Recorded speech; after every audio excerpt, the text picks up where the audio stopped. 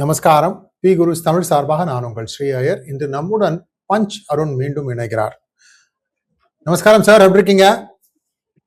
நமஸ்காரம் ஐயர், நல்லா இருக்கேன் சார். எனக்கு ஒரு உண்மை தெரிஞ்சாகணும். யூஸ்வலி ஆளும் கட்சி தான் லைவ் ரிலே எல்லாம் வேண்டாமே, நாங்க ஏதாவது சொதப்பினானா அதை வந்துருவோம் எல்லாருக்கும் அப்படின்னு கேட்பாங்க. இங்க எதிர் மாறா திமுக சொல்றது லைவ் ரிலே கூடாது அப்படின்னு. இது என்ன சூட்ச்மன்னு எனக்கு புரியல சார். மக்களும் ரொம்ப ஆவலா காத்துட்டு இருக்காங்க தெரிஞ்சுக்கிறதுக்கு. ஏன் சார் இவங்க வேணாம்னு சொல்றாங்க லைவ் ரிலே? இதுல 2-3 விஷயம் இருக்கு. இன்னைக்கு பப்ளிசிட்டி அப்படின்னா நம்மளை பொறுத்த வரைக்கும் பாசிட்டிவான விஷயங்களை தான் நம்ம பப்ளிசிட்டின்னு நினைப்போம். பட் இன்னைக்கு ட்ரெண்ட் நெகட்டிவான விஷயங்கள் தான் உங்களுக்கு ஒரு பப்ளிசிட்டியை கொடுக்குது. அது மட்டும் இல்லாம ப்ராமினன்ஸையும் கொடுக்குது அப்படின்ற மாதிரி ட்ரெண்ட் ஆகி போச்சுங்க. அதனால தான் நெகட்டிவ் விஷயங்கள், ஆமா அதனால என்னப்போ எப்படி இருந்தாலும் ஜனங்க என்ன பாக்குறாங்கல்ல அப்படின்னு இன்னைக்கு நிறைய பேர் வெளியில, நான் அசம்பிளியை சொல்லல, அந்த மாதிரி ஆயிப்போச்சு. சோ இந்த சொதப்புறது அப்படின்றதுக்காக இந்த இதை சொன்னேன் நான். சொதப்பினாலே அது உங்களுக்கு நெகட்டிவ் அப்படின்லாம் நினைக்காதீங்க. இன்னைக்கு சொதப்புறதையே பாசிட்டிவா எடுத்துக்கிறவங்க நிறைய பேர் இருக்காங்க சோசியல் மீடியால. நம்பர் 1. நம்பர் 2, பெரிமேசன் அவருடைய சீரீஸ் பாத்தீங்கன்னா தெரியும். அவர் சொல்வாரு, த danger in a leading question is not in answering but இந்த கொஸ்டின் இட் செல்ஃப் அப்படின்வாரு. ஏன்னா நீங்க ஒரு லீடிங் கொஸ்டின் போடுறீங்க அப்படின்னால ஆட்டோமேட்டிக்கா அந்த பக்கம் இருக்கிற கவுன்சில் அப்ஜெக்ட் பண்ண போறாரு. அண்ட் மோஸ்ட்லி ஜட்ஜு சஸ்டைன்ட் அப்படின்ற போறாங்க. பட் அந்த impact on the minds of the juries அதுதான். சோ இங்க திமுக அதான் சொல்றாங்க. அது பாருங்க, நீங்க தேவையில்லாத விஷயங்களை எல்லாம் பேசுறீங்க, அது அவைத்தலைவர் அவை குறிப்பில இருந்து நீக்கிறேன்னு சொல்றாரு. பட் அது லைவா ஜனங்களை போய் ரீச் ஆயிடுது. நாங்க நீக்கப்பட்ட விஷயத்துக்கு என்ன கருத்து சொல்ல முடியும்? வன்னியரசு அவர்கள் கூட ஒரு விஷயத்த பத்தி பேசினாருங்க. ஏன்னா நீக்கப்பட்ட விஷயங்கள் எல்லாம் நம்ம பேசக்கூடாது, நாம இதை ஸ்ட்ரிக்டா ஃபாலோ பண்ணுவோம். பட் இன்னைக்கு இன்ஸ்டாலையும் ஷார்ட்ஸ்லயும் எத்தனை பேர் ஃபாலோ பண்ணுவாங்க? லட்சக்கணக்கில் இதெல்லாம் போயிட்டு இருக்கும், மில்லியன் கணக்கில் வியூஸ் வரும். யார் இதெல்லாம் மானிட்டர் பண்றது? இந்த மாதிரி எல்லாம் நீக்கப்பட்ட விஷயங்களை நீங்க ரீல்ஸோ ஷார்ட்ஸோ இந்த மாதிரி எல்லாம் பண்ணீங்கன்னா நடவடிக்கை எடுக்கப்படும் அப்படின்னு எத்தனை பேர் மேல நடவடிக்கை எடுப்பாங்க சொல்லுங்க? எப்படி இதை மானிட்டர் பண்ண முடியும்? எத்தனை லட்சக்கணக்கான அக்கௌண்ட்ஸ் இருக்கு? அட்லீஸ்ட் ஆயிரக்கணக்கான அக்கௌண்ட், 1000 பேர் இதை போஸ்ட் பண்றாங்கன்னா கூட எல்லாத்தையும் மானிட்டர் பண்ண முடியுமா? Unless somebody brings it to the notice of the law enforcement agencies. So அவங்க என்ன சொல்றாங்க, இந்த மாதிரி பேசிடுறாங்க. வன்னியரசு அவர்கள் ஒரு விஷயத்த பேசினாரு, அது ஏற்கனவே செட்டில் ஆன விஷயம், அது ஜட்ஜ்மெண்டே வந்துருச்சு, அதையே நீங்க பேசுறீங்க. இல்ல அந்த மாதிரி ஒண்ணு இருந்தது சொல்றேன். ஏங்க அதுதான் என்ன ஆச்சுன்னு ஃபேக்ட கண்டுபிடிச்சு கோர்ட்ல ஜட்ஜ்மெண்ட் கொடுத்துட்டாங்க. நீங்க அந்த அக்யூசேஷனை மட்டும் சொல்லிட்டு இருக்கீங்க அப்படின்னா அப்ப என்ன ஆகுது? அந்த அக்யூசேஷன் ஆமால, இதுதான் நமக்கு ஞாபகம் வருது. சோ இந்த நெகட்டிவ் விஷயங்கள் தான் டக்குன்னு ரீச் ஆகுது. இப்போ நம்ம முன்னாள் அமைச்சர் சேகர் பாபு அவர்கள் எடுத்துக்காங்க. பேசும்போது என்ன சொன்னாரு, நீங்க ஒரு 106 திட்டங்கள் அறிவிக்க போறீங்க, அந்த திட்டங்கள்ல எத்தனை நீங்க நிறைவேற்ற போறீங்க நான் பார்க்க தானே போறேன் அப்படின்னு சொல்றாருங்க.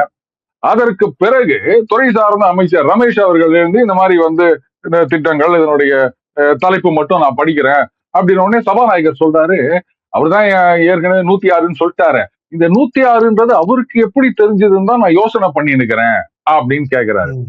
அதுக்கு அந்த அமைச்சர் சொல்றாரு, வர வர அதுக்கும் சேர்த்து நான் விளக்கம் சொல்றேன் அப்படின்றாரு. இது வரைக்கும் தாங்க நான் பார்த்த ரீல்ஸ்ல இருக்குது.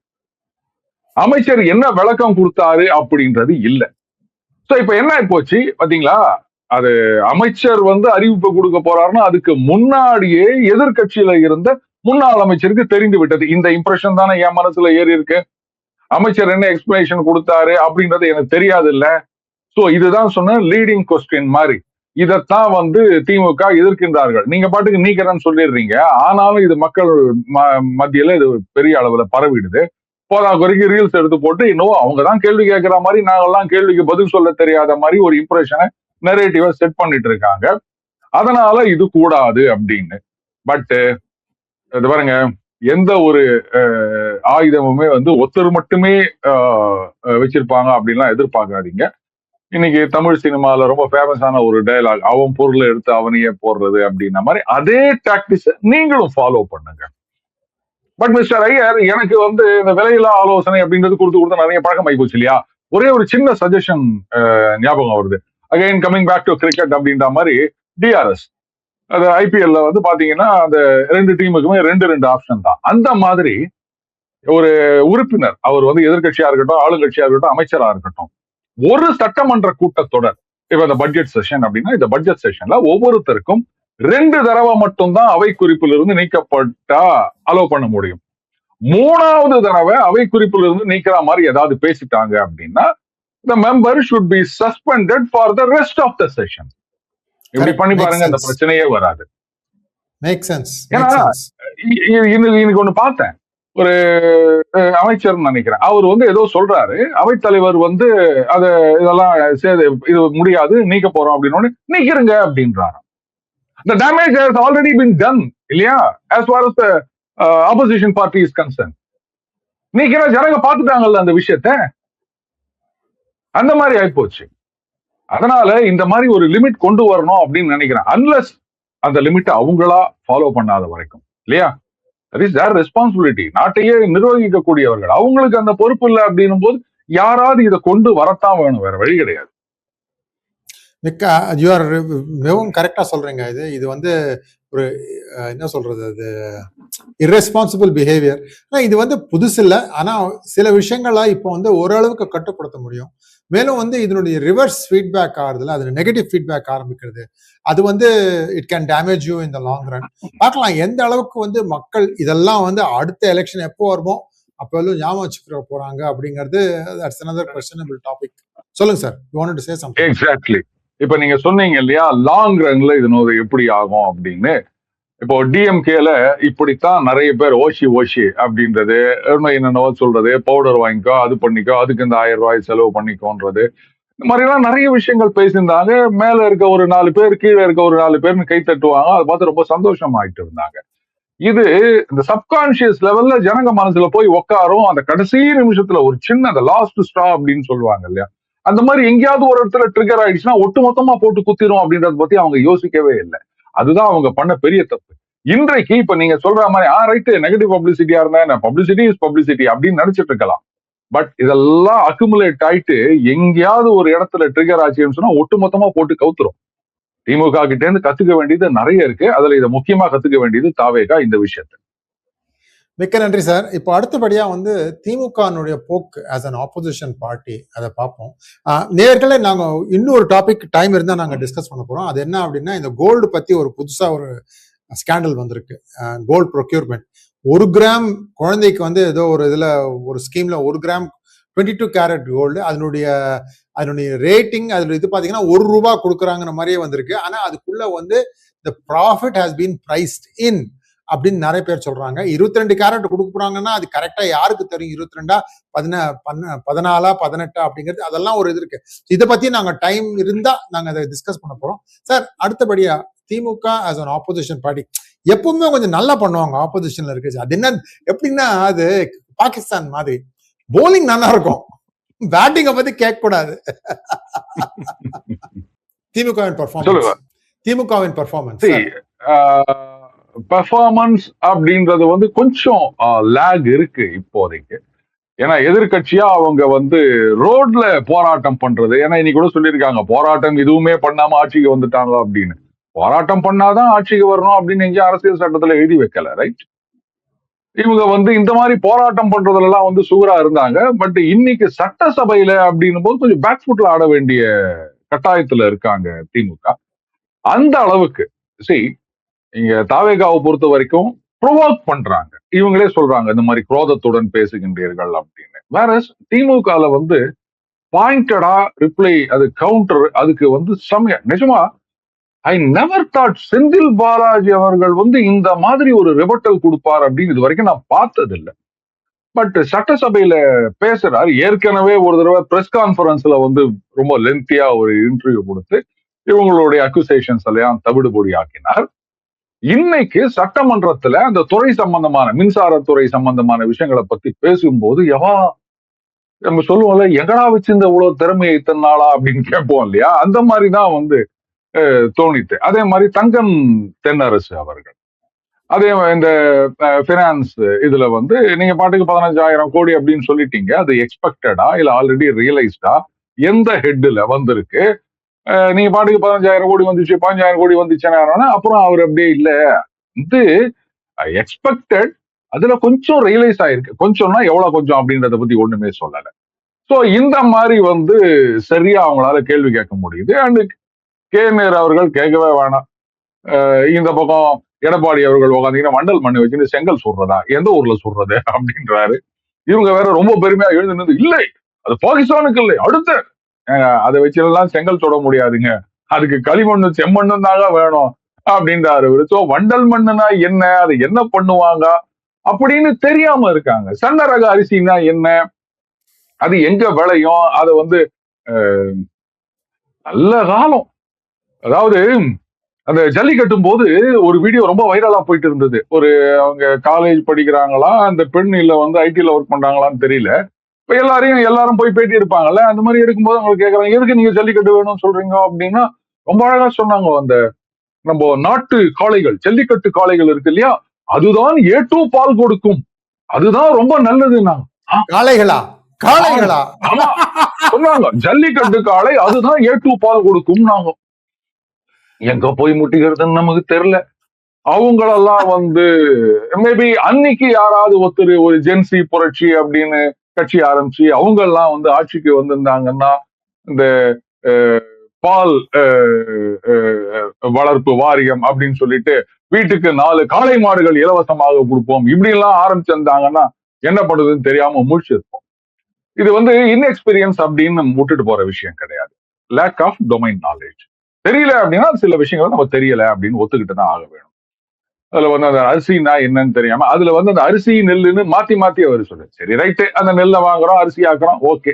அதுல என்ன பிரச்சனை இருக்கு அப்படின்றத எடப்பாடியார் ரொம்ப தெளிவா சொல்றாரு. நீங்க வந்து அதை உடனே அரவைக்கு அனுப்ப மாட்டேன்றீங்க, அதனால தான் அந்த அரிசி வந்து அந்த மாதிரி பழுப்பு நிறமாகி விடுறது அப்படின்னு.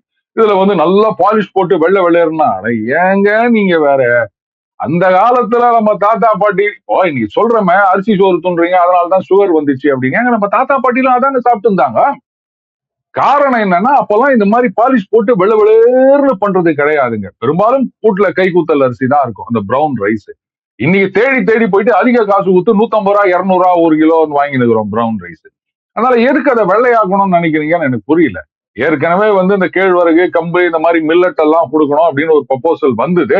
அது என்ன ஆச்சு அப்படின்னு தெரியல. அந்த காலத்துல எல்லாம் வந்து அமாவாசை அன்னைக்குதான் வீட்டுல சோறு பொங்குவாங்க இல்ல தோசை சுடுவாங்க. மத்த நாள்லாம் வந்து கேப்பகளி கம்மங்கூழ் இதை தானே சாப்பிட்டு இருந்தா, அதனாலதானே நம்ம தாத்தா பாட்டி எல்லாம் உரமா இருந்தாங்க. சோ அது வந்து தேவையில்லாத விஷயம் அப்படின்னு நினைக்கிறேன். அங்க வந்து இவங்கள மாதிரி ப்ரொவோக் பண்ற மாதிரி பேசுவதற்கு இது வந்து ஸ்லெட்ஜிங். ஆஸ்திரேலியா அதெல்லாம் வந்து கிங்கு, இந்தியா வந்து ஒரு காலம் வரைக்கும் அப்படியே அந்த ரிசீவிங் எண்ட்ல இருந்தாங்க. அதுக்கப்புறம் இவங்களும் திருப்பி அடிக்க ஆரம்பிச்சாங்க. சோ அதை வந்து ரோட்ல பாலிடிக்ஸ் பண்றதோட இல்லாம அவங்கள மாதிரியே ஒரு அக்ரெசிவ் பாலிடிக்ஸ் பண்றதுக்கு திமுக கத்துக்கணும்னு நினைக்கிறேன். பட் நோ டவுட் அதெல்லாம் அவங்க ட்ரெயின் ஆயிடுவாங்க. Don't worry. மிக்க நன்றி சார். இன்னைக்கு 3வது முக்கியமான ஒரு கேள்வி, கடைசி கேள்வி வந்து சார், இந்த புது ஸ்கீம் ஒண்ணு எனக்கு பேர் மறந்து போச்சு. குழந்தைகளுக்கு வந்து தாய் மாமன் தங்கம், அதான் தாய் மாமன் தங்க மோதிரம் திட்டம். சோ இந்த கிழக்கு சீமையல் படம் ரொம்ப பாத்துருக்காரு போல. அது அந்த டைட்டில் தப்பான டைட்டில், என் எண்ணப்படி அந்த டைட்டில் தப்பான டைட்டில். தாய் மாமன் மகிமைன்னு போட்டிருக்கணும், கரெக்டா விட்டுருக்கணும், நல்லா சேல் ஆயிருக்கும். இல்ல இது வந்து தாய், இன்னும் கொஞ்ச நாள்ல மாத்திடலாம். தாய் மாமன் வெற்றி மோதிரம் திட்டம். ஏதோ வெற்றி வரணும் இல்ல. ஆமா சார். இதுல வந்து ஒரு புது ஸ்கேண்டல் உருவார மாதிரி இருக்கு.